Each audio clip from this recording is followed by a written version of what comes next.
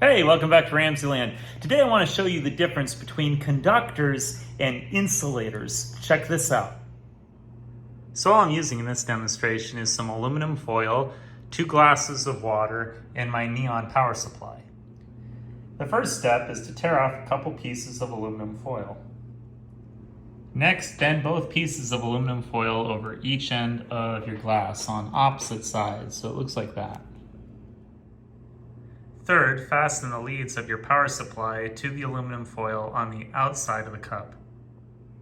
So it looks something like that. You want it to be tight around that lead. Okay, when both sides of the power supply are fastened to your aluminum foil, ready to add water to both glasses. Now that water is added to both glasses, we're ready for our experiment.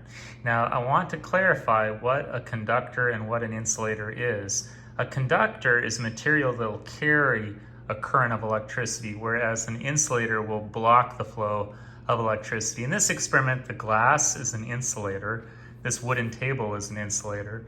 But the aluminum foil is a good conductor, the water is a good conductor, and you'll see electricity jump from one cup of water to the other cup of water to illustrate the conductivity of water.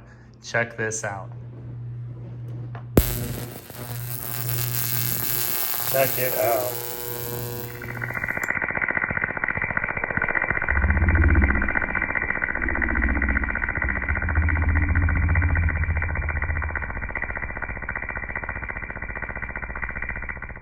Well, I hope you enjoyed today's edition of RamZland, and I'll see you next time.